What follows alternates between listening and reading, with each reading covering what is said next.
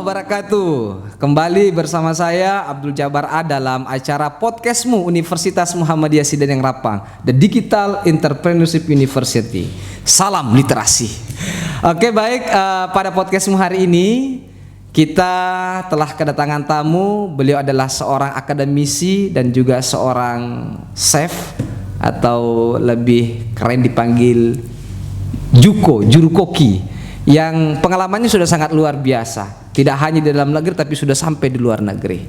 Dan saat ini beliau juga sebagai seorang akademisi di Universitas Muhammadiyah Sideneng Rapang. Bahkan beliau saat ini menjabat sebagai ketua program studi. Langsung saja kita sapa Chef Dama. Assalamualaikum Chef Dama. Waalaikumsalam warahmatullahi wabarakatuh. Alhamdulillah sehat Chef. Alhamdulillah ya. Sehat. Kalau nama lengkapnya Chef Dama ini Damayanti Trisnasari SPD MPD. Luar Betul. biasa. SPD MPD-nya ini diambil di mana, Chef? SPD kalau untuk S1-nya saya dari Pendidikan Kesejahteraan Keluarga, Konsentrasi Tata Boga Universitas Negeri Makassar. Kemudian untuk S2-nya saya ambil jurusan Pendidikan Teknologi dan Kejuruan, kekhususannya Tata Boga. Oh, jadi S1, S2 memang Tata Boga. Iya, benar. Jadi tidak salah memang kalau misalnya ini pengalaman Tata Boganya sudah melalang buana. Alhamdulillah. Karena memang saya dengar kabar bahwa Chef Dama ini sudah ada beberapa pengalaman-pengalaman bukan hanya di dalam negeri tapi sampai ke luar negeri. Ya, iya. Mungkin bisa diceritakan sedikit Chef di mana saja, kemudian apa kesan yang menarik ya pada saat menjadi koki ya, mungkin bahasa Bino koki di dalam negeri dan di luar negeri. Dari luar negeri, betul. Jadi Pak Jabar, saya memang semenjak SMK itu memang pastry. Oke. Jadi SMK Tata Boga. Setelah lulus SMK, memang kemarin maunya langsung kerja. Cuman karena ada dorongan dari guru harus lanjut sekolah S1-nya, makanya sambil kuliah sambil kerja juga. Sampai S1 itu beberapa keliling di beberapa hotel yang ada di Makassar, restoran, masuk catering juga, di rumah sakit juga bisa ya, di instalasi gizi itu memungkinkan sekali untuk prodi ini. Kemudian setelah lanjut S2, alhamdulillah tawaran untuk ke luar negeri juga datang. Luar biasa. Jadi sambil sekolah, sambil kuliah udah kerja ke di negara-negara mana saja, Chef? Kalau kemarin saya jadi pastry chef di perusahaan Swiss. Ya, basisnya di Eropa. Jadi kita mengitari Sungai Rhine di Amsterdam, Budapest, Hungari, kemudian sampai ke Black Sea, sampai ke Rumania, Serbia, luar Italia, biasa. sama Prancis. Kadang kita lewat ada trip yang ke sana gitu. Tapi banyaknya itu memang kita mengitari daerah-daerah wisata yang ada di Jerman. Luar biasa. Jadi ini ceritanya di kapal pesiar ya? Kapal pesiar. Kapal pesiar. Iya. Jadi banyak ketemu dengan bule-bule di sana. Alhamdulillah. Karena kan biasanya juga selera makannya. Iya, betul. Orang Indonesia itu beda dengan selera makannya orang bule. Sehingga ya tentu masakan kita juga harus menyesuaikan. Benar. Apa yang menjadi yang enak menurut dia ya harus kita. Jadi makanya saya pikir ini Chef Dama luar biasa karena pengalaman ininya sudah di beberapa negara yang butuh adaptasi. Betul. Sesuai dengan apa kebutuhan makanan di negara-negara tersebut. Kemudian Chef, ini setelah kerja di luar negeri, apa hal yang paling menarik ataukah apa kesan yang paling menarik pada saat Chef Dama keliling ke beberapa negara, ketemu dengan bule-bule, kemudian menyajikan makanan yang harus sesuai dengan selera mereka. Ya, apa kesan yang paling ini? Ya betul. Jadi Pak Jafar kayak gini, saya keluar negeri itu yang paling pertama pasti kita shock culture ya. Iya. Dari segi makanan. Kalau ke diri kita, cuman karena kita memang sudah dilatih dari sekolah, dari industri untuk bisa profesional. Jadi ya mau tidak mau kita yang harus ikut culture-nya mereka. Tapi sedikit demi sedikit kita masukkan juga budaya yang kita punya, budaya Indonesia ke dalam situ, utamanya di bidang seni kulinernya. Jadi yang menarik sih sebenarnya ini pengalaman saya tuh sampai di Eropa. Saya tuh yang paling kecil. Di dapur tuh cewek sendiri gitu, paling kecil cewek sendiri lagi. Karena rata-rata teman-teman saya kan dari India, dari Jerman, ada dari Hungari, yang teman-teman yang sama-sama di kitchen ya, di dapur yang jadi satu tim. Karena kita di dalam itu ada 11 orang, gitu. Jadi mereka tuh pada tinggi-tinggi semua. Iya. Jadi chef Dama yang paling. Saya yang paling imut. Imut. Jadi awal tuh shock culture utamanya ya, maksudnya ada kebiasaan-kebiasaan yang kita lakukan di Indonesia di sana tidak boleh gitu. Yang kedua, pada saat tiba di sana tuh saya paling kecil gitu. Indian, saya berpikir bahwa kalau saya kecil, orang kalau melihat di awal pasti kayak ragu gitu. Ini anak kecil kayak gini hilang atau kenapa gitu. Kampung orang. Jadi saya pikir dari situ saya sudah mulai, karena memang dari keluarga tuh sudah dididik bagaimana biar bisa jadi warrior, bisa jadi pejuang. Wonder Woman ya, wanita mandiri. Ya, kayak gitu. Memang harus mandiri sih, karena orang tua juga berpulang lebih awal. Jadi ya sudah sampai di sana. Saya ingat beberapa pesan dari guru saya, dari chef saya dulu di Indonesia. Itu orang-orang yang menginspirasi dan banyak berpengaruh terhadap karir saya. Mereka bilang bikin sesuatu yang berbeda, kasih value untuk setiap pekerjaan yang kamu kerjakan. Betul. Indian memang badan kecil guys, postur yang kecil itu tidak menjamin kualitas kerja orang lain. Dan bersyukurnya saya di Eropa atau di luar negeri tempat saya bekerja, mereka itu betul-betul mengapresiasi kerjaan. Jadi yang dinilai itu tentang apa yang kita kerjakan. Bukan tentang fisik atau ras atau dan lain-lain sebagainya, karena kita dari Asia, dari kualitas kinerja kita. Dan alhamdulillah ya sampai sekarang naik lagi gitu, sudah dapat promosi lagi untuk bisa ke tingkat yang lebih tinggi. Luar biasa.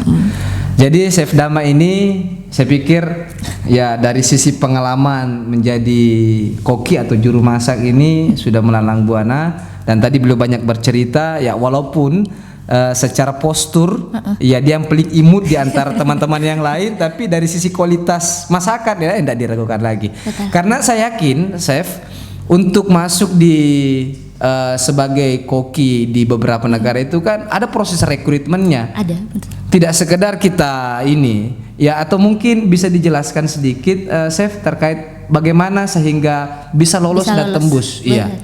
Jadi ini bisa dibilang rezeki juga, keajaiban juga, karena waktu itu bapak saya berpulang gitu. Terus sih istilahnya kalau orang tua berpulang biasanya kita patah hati yang sangat dalam kan, pasti malas pulang ke rumah gitu, pasti ingat orang tua. Dan saya punya teman itu di hotel, dia sudah 3 tahunan mengurus untuk ke kapal, berangkat ke kapal. Cuman sayangnya dia masih belum bisa fight dengan teman-teman lain yang dari Jawa. Kemudian ada seorang eksekutif chef yang sudah lama di sana. Kebetulan orang Sidrap juga sih. Orang Sidrap. Tapi berdomisili di Makassar. Tapi saya tidak kenal beliau. Nah, ketika teman saya datang, dia bilang kayak gini, yang dibutuhkan itu pastry chef dan dishwasher. Dishwasher itu bagian cuci piring di sana, di kapal cuci piring. Jadi dia bilang ke saya, kalau udah mau kita jadi satu tim. Karena kalau saya yang berangkat, kalau cewek kan biasanya harus ada yang temanin gitu, biar tidak sendirian untuk urus ini dan itu. Jadi cobalah saya ikutan interview.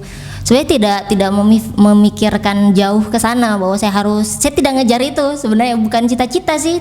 Kerja ke luar negeri itu bukan cita-cita saya sama sekali.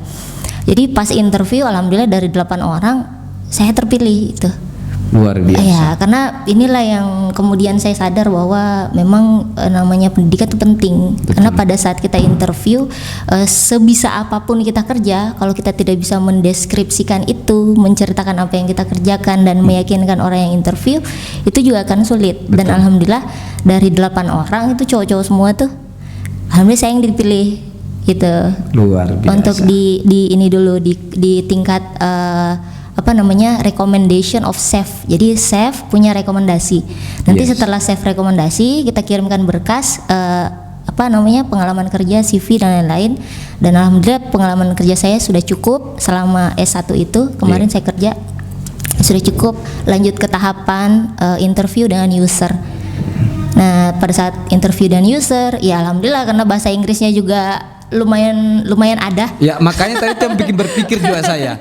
Jadi kalau orang jadi chef atau koki di luar negeri otomatis harus punya penguasaan bahasa. Betul. Tadi saya pikirnya bilang chef Dama kalau hanya menggunakan bahasa Indonesia, nah sementara dihadapi ini kan bule-bule orang Jerman, orang Rumania, orang apa. Jadi otomatis harus punya kemampuan berkomunikasi. Makanya saya bilang tadi hanya orang-orang yang terpilihlah yang bisa lolos sebagai koki di kapal pesiar yang besar yang memang jalurnya ke luar negeri. Betul. Jadi harus punya kemampuan bahasa Inggris ada juga. Jadi kebetulan saya sama keluarga itu kan doyan nonton film. Iya. Dengar musiknya juga yang bahasa Inggris kadang-kadang sukanya. Jadi dari situ untuk komunikasinya. Dan yang penting adalah saya bersyukur saya melanjutkan pendidikan saya di bidang tata boga. Semua istilah-istilah kuliner itu kan universal di seluruh dunia. Jadi bisa kepake gitu. Atau bisa dites dulu sedikit untuk kemampuan bahasa Inggrisnya nih. Paling tidak promosikan tentang tata boga lah. Tata boga. Masuk aja tata boga. Nanti kita belajar tentang itu karena bahasanya universal pasti. Karena semua negara itu seperti itu. Jadi lucu Kak. Ini balik lagi ya ke pengalaman yang menarik lagi. Jadi memang saya kan perusahaannya Jerman nih, Jerman Swiss tapi bahasanya bahasa Jerman. Karena banyak beraktivitas di Jerman. Semua bahan-bahan baku itu bahasa Jerman semua. Iya. Tapi beruntung karena istilah-istilah kuliner, istilah-istilah tata boga itu kan universal, dipakai di seluruh dunia. Dan kebetulan waktu saya sekolah dulu memang saya beruntung lagi, saya memang hidupnya suka beruntung. Saya gurunya dulu itu 1 tahun bule dari Austria didatangkan langsung. Jadi ada pakar kuliner dari Austria. Oleh karena itu semua pada saat kita belajar itu semua pokok-pokok pembahasan dan materi-materi yang diajarkan itu berbahasa Inggris. Dan sama yang kayak Pak Jabar bilang dari tadi, kok bisa sih bikin makanan bule? Karena itulah seni kuliner, itulah tata boga, itu yang kita pelajari di situ. Baik. Gitu.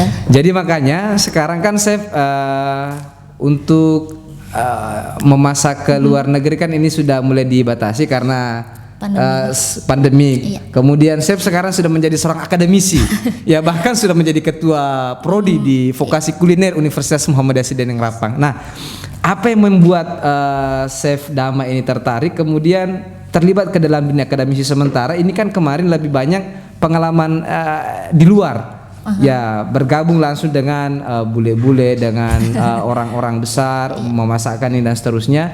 Loh, kok kemudian mengambil sikap untuk bisa masuk ke dalam kampus sebagai seorang akademisi? Apa yang membuat tertarik itu, Chef?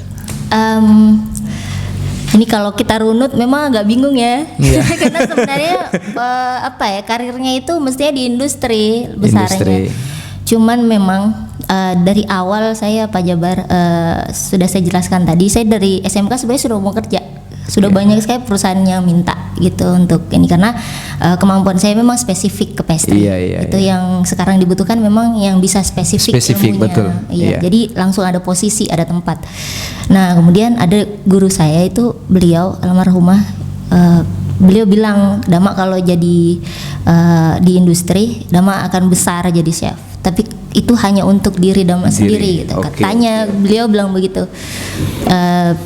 Kalau nanti misalnya jadi kuliah bisa jadi guru, Dama bisa banyak bantu orang lain untuk bisa menjadi besar gitu, katanya itu beliau bilang begitu. Jadi ya saya lanjut kuliah aja.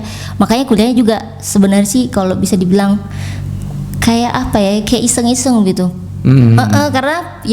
Karena iseng-isengnya juga jadi jelek. Jangan kuliah iseng-iseng, jangan. Saya selesai 7 tahun Pak S1-nya. Berapa tahun? 7 tahun. 7 tahun. Karena banyakan di industri. 4 tahun.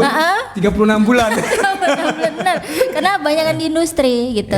Nanti setelah di akhir-akhir saya udah diancam gitu. Karena saya orangnya kan sangat mandiri ya. Maksudnya tuh saya nggak kuliah juga, saya sudah kerja gitu kan. Iya. Jadi diancam sama dosen, kalau tidak selesai nanti bisa tidak menerima kegiatan kewirausahaan. Banyak sekali waktu itu. Waktu ini, jadi pada saat saya akhir-akhir tahun kuliah S1, saya mulai berwirausaha. Karena ternyata ibu saya juga itu memimpikan ada anaknya yang jadi dosen. Beliau bilang begitu ke saya itu ya setahun sebelum beliau berpulang. Ya jadi ya banyak hal-hal emosional karena cewek ya. Banyak hal-hal emosional yang membawa saya sampai ke Rapang. Tapi ada tadi kata kunci yang saya coba garis bawahi Chef, yang perkataan dari salah satu guru Chef tadi itu almarhumah, bahwa kalau untuk kerja di industri ya memang untuk pribadi secara personality tapi untuk berbagi ke orang lain, khususnya dari sisi keilmuan kita, mungkin agak sulit karena kita konsentrasi terhadap kerja kita.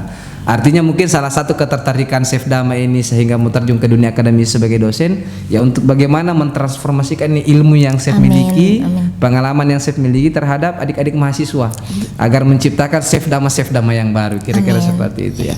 Dan saat ini Chef Dama kan menjabat sebagai ketua program studi di vokasi kuliner, pendidikan vokasi kuliner, yang berada di bawah naungan jurusan Fakultas Keguruan dan Ilmu Pendidikan. Betul. Sehingga tadi makanya titelnya tetap SPD karena pendidikan vokasi kuliner. Betul. Ya. Oke, Chef, kalau untuk pendidikan vokasi kuliner sendiri di UMS Rapang ini sudah berapa tahun, Chef? Ini tahun pertama kita ya.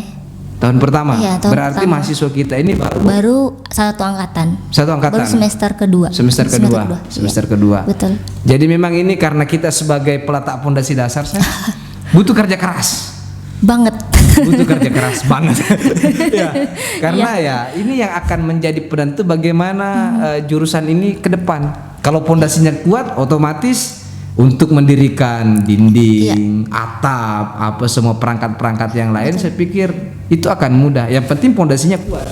Betul. Dan Chef Dama di situ sebagai leadership pertama di jurusan ini, sehingga harus meletakkan pondasi itu tantangan yang sangat berat. Atau mungkin sudah ada strategi pula yang sudah disiapkan Chef ini. Iya. Untuk bagaimana memproduksi ya mahasiswa-mahasiswa yang berkualitas dan bisa diterima di berbagai kalangan. Iya, betul. Saya jadi tegang, Pak. Maksudnya memang apa ya? Kemarin waktu diamanahi ini tuh saya sebenarnya antara bagaimana ini amanah yang cukup berat gitu untuk saya, karena saya tuh akademisi juga tapi akademisinya itu emang maksudnya tuh jalan beriringan dengan profesi. Gitu. Jadi saya sebenarnya lebih besar ke praktisinya. Cuman ya alhamdulillah beruntung karena kemarin masih sempat menyelesaikan S2. Jadi ya mungkin inilah yang orang tua saya maksudkan kemarin itu, bahwa bagaimana saya bisa setidaknya memetakan apa yang pernah saya lalui gitu ya, apa yang pernah saya lalui untuk juga dilalui sama mahasiswa saya ke depan, biar nanti pada saat eranya mereka yang kita tahu ke depan ini populasi anak muda itu kan tinggi banget. Betul. Ini persaingan kan era bonus demografi itu, walaupun kita tahu berdasarkan data peminatan tata boga ini sangat tinggi sekali, peminatan kuliner dengan beberapa prodi yang lain. Jadi memang jadi tantangan kalau mereka tidak punya kayak DNA gitu. Mereka tidak punya karakter yang kuat sebagai seorang calon pendidik, karena kita kan di pendidikan. Jadi ini sebenarnya arahnya memang agak setengah ke pendidikan, setengahnya praktisi, memang mau masuk jadi sarjana terapan. Tapi beruntung karena di sini juga kita bisa tata boga itu sangat besar peluangnya untuk mereka berwirausaha. Betul. Gitu. Jadi 3 core utama ini yang harus saya bagaimana caranya biar bisa diramu untuk menjadi DNA-nya lulusan kami di vokasi seni kuliner. Dan yang penting adalah saya kan juga seorang wirausaha yang saya bilang tadi di awal, bahwa yang paling penting mahasiswa saya ini, saya selalu melihat mahasiswa seperti diri saya dulu. Saya tuh agak-agak susah diatur, Pak, karena mandiri itu, dan saya menghargai bahwa mahasiswa itu sosok mandiri yang mereka bisa menentukan apa yang mau mereka pelajari. Sebenarnya dengan menginvestasikan waktunya yang 4 tahun itu di kampus, ya kan. Kalau mereka cuma melakukan hal-hal yang rutin gitu, mereka jadi tidak mendapatkan apa-apa gitu. Kalau yang saya lihat, kalau sistemnya seperti itu, jadi saya maunya 4 tahun ini mereka tuh invest untuk betul-betul nanti mendapatkan DNA yang mereka butuhkan. Jadi kayak kemarin kita bukan kemarin sih, masih sampai sekarang kita bikin kegiatan kewirausahaan itu, kita jualan untuk snack box, ada bakery, kita buat sama-sama, dan saya membuat itu tuh tidak memaksa mereka, saya selalu tanya gitu. Itu sudah merupakan hasil karya mahasiswa pendidikan vokasi kuliner. Iya, luar Pak. biasa. Sudah 4 bulanan kita jalan sampai sekarang, dan saya lihat mereka memang tekun gitu ketika mereka tahu bahwa apa yang saya lakukan ini beralasan, bermanfaat untuk saya. Berarti itu sudah mulai senyawa, kemudian akan Insyaallah melahirkan DNA nanti kan sesuai dengan apa tadi istilah dari. Jadi mulai satu frekuensi sama mahasiswanya, bahwa karena memang kalau kita mau melakukan sesuatu yang lebih kayak kita punya value, kita kasih value di situ, itu pasti wasting time, pasti butuh waktu ekstra, butuh tenaga ekstra, butuh perhatian ekstra. Dan itu yang kalau kita tidak tangguh sebagai mahasiswa, forget, kita tidak akan sampai ke situ gitu. Dan alhamdulillah mahasiswa saya tuh di kuliner, saya coba pakai pola-pola industri yang seperti itu. Jadi kita kasih tahu ini arahnya ke sini. Goalsnya kita tuh ini nih. Saya tiap bikin sesuatu sama mahasiswa, saya kasih tahu dulu, kita tetapkan dulu targetnya. Habis kita tetapkan targetnya, kita diskusi kalau memang itu target kita bersama, oke, kita bikin kita bikin plan-nya gitu. Kita bikin milestone-nya. Ini untuk sampai ke situ tuh kayak gini harusnya. Dan ini dan ini kalau tidak dengan dukungan dari kalian, ini tidak akan berhasil, saya bilang. Betul luar biasa. Kayak gitu. Itulah sih cara Chef Dami untuk memotivasi sekaligus memberikan edukasi betul. Karena memang pendidikan vokasi kuliner ini ya bisa dikatakan 70% praktiknya, 30% teorinya.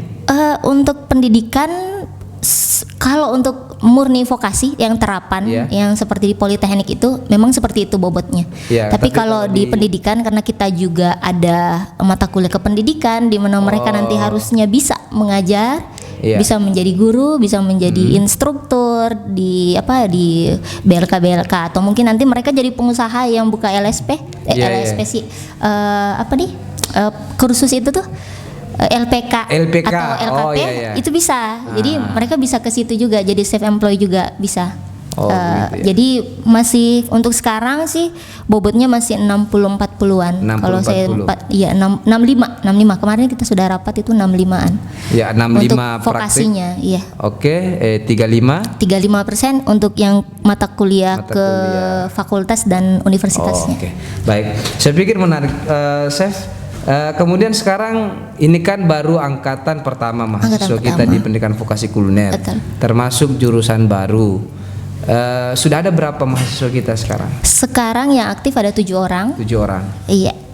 Tapi saya lihat 7 ini, walaupun masih 7 orang, tapi saya yakin ke depan ini peminatnya akan semakin bertambah. Saya yakin. Karena kenapa? Ya, kalau teori wirausaha yang pernah saya pelajari, ada 2 jenis wirausaha yang tidak akan pernah habis. Yang pertama itu adalah jasa, yang kedua adalah kuliner. Karena di mana-mana orang butuh makan. Jadi kalau manusia itu pasti butuh makan, sehingga kalau usaha kuliner mampu kita terus lakukan inovasi, kreativitas sesuai dengan kebutuhan pasar, keinginan konsumen, saya yakin jurusan ini ke depan akan menjadi jurusan yang populer di Universitas Muhammad Yasin Rapang. 7 orang tapi sudah menghasilkan karya-karya apa saya sudah dilahirkan tadi oleh, termasuk tadi kan bakery roti-roti itu ya. Oh, sering saya makan itu, enak itu saya. Menarik kalau kita rapat-rapat kalau ada anak-anak biasa juga ujian seminar proposal itu biasa kami cicipi, luar biasa enak. Artinya kalau berbanding rasa dengan rasanya roti di luar, lebih tinggi rasanya ini, lebih enak rasanya. Iya. Jadi karena mungkin ada sentuhan-sentuhan keikhlasan, ada sentuhan-sentuhan pendidikan di situ. Pendidikan, iya. Sehingga rasanya ya juga bisa berbeda. Iya, betul. Jadi awal kita buka bakery itu, memang saya ke mereka tuh diskusi dulu. Diskusi. Karena kuliner itu kan luas sekali. Jadi kita lihat, saya ajarkan tentang bagaimana tentang kompetitor, tentang kebutuhan, ya kan, kita lihat orang butuh apa sih gitu. Lalu kita buat produknya. Jadi mereka tidak langsung bikin itu. Kita saya mengarahkan mereka, kami dosen-dosen sana tuh mengarahkan mereka untuk bikin sesuatu yang kira-kira kita tidak mengganggu ekosistem yang sudah ada, ekosistem usaha kuliner yang sudah ada di sini. Kemudian kita bikin produk yang kira-kiranya tuh bisa gampang dikenal dan bisa menjadi ciri khasnya kita. Dan itu tuh kalau walaupun sekarang masih pakai, ya kita tidak usah sebut tit gitu ya untuk tagline brand lain, mereka sudah punya satu core produk nih yang ke depan insya Allah kalau misalnya ini mau diangkat jadi produk khas atau produk khas dari sini atau oleh-oleh dan lain-lain, itu bisa mungkin sekali. Jadi di situ program wirausaha ini selain tadi yang saya bilang, karena kita memang core-nya kan the digital entrepreneurship university. Jadi entrepreneurship-nya yang saya garis bawahi bahwa mereka harus tangguh dulu, pengusaha itu harus tangguh, mau nggak mau itu. Jadi alhamdulillah ketangguhan itu juga sudah saya rasakan dari mereka itu sampai begadang kadang pakai izin, tapi harus tetap izin dulu sama orang tua. Mereka bikin, alhamdulillah hasilnya ada, mereka bisa lihat hasilnya dan insya Allah akan menikmati hasilnya. Itu bisa jadi satu bentuk trust gitu. Karena yang penting buat saya itu sebenarnya adalah kepercayaan kita dan mahasiswa itu saling percaya gitu, sehingga apapun yang mereka kerjakan mereka itu ikhlas mengerjakannya seperti yang kita bilang tadi. Jadi selain ilmunya dapat, insya Allah mudah-mudahan dapat semua. Amin. Mereka bisa meresapi itu proses modifikasi, proses mereka menentukan menu juga itu sebenarnya itu sudah bisa dibilang ya sudah 3 SKS sebenarnya. Kan kalau mereka menstandarisasi, mereka memformulasi, mereka menstandarisasi, mereka berpromosi, mereka men-track customer ketika customer datang gitu. Kenapa bisa orang repeat order? Kenapa mereka bisa mengenali bahwa WMS kalau mau cari roti tit gitu ke WMS gitu. Oke, baik. Ke seni kuliner. Luar biasa. Chef Dama, luar biasa. Apa-apa yang menjadi paparannya, apa-apa yang menjadi pengalamannya, ilmunya, termasuk bagaimana mengedukasi adik-adik mahasiswa di pendidikan vokasi kuliner. Saya pikir ini adalah hal yang sangat luar biasa, tapi tentu tantangan sangat luar biasa juga. Betul. Seperti saya katakan tadi, bahwa karena Chef Dama ini sebagai ketua prodi pertama di pendidikan vokasi kuliner, sehingga pondasi ini harus kuat. Kekuatannya harus melampaui batas. Karena kenapa? Karena tantangannya untuk vokasi kuliner ke depan juga akan semakin berat. Kalau tidak mampu berimprovisasi, tidak mampu berinovasi, lebih kreatif, ya maka akan tergilas oleh zaman. Dan ada tadi kata kunci yang disampaikan oleh Chef Dama. Kalau mau menjadi seorang wirausaha, maka harus tangguh. Itu dulu. Siap menerima risiko, siap menerima tantangan. Oke. Baik Chef Dama, karena ini persoalan timing, terima kasih atas waktunya, ilmunya, pengalamannya ini sangat luar biasa. Mudah-mudahan ini bisa bermanfaat bukan hanya buat kami tapi seluruh niche people ya, seluruh penonton, pemirsa yang menyaksikan podcastmu Universitas Muhammadiyah Sidan yang Rapang. Dan terima kasih juga kami ucapkan kepada seluruh penonton setia podcast WMS Rapang. Jangan lupa subscribe, like, share, and comment. Terima kasih. Bersama saya Abdul Jabar Al-Bugisi. Fasibul khairat. Assalamualaikum warahmatullahi wabarakatuh. Waalaikumsalam. Terima kasih banyak, Chef.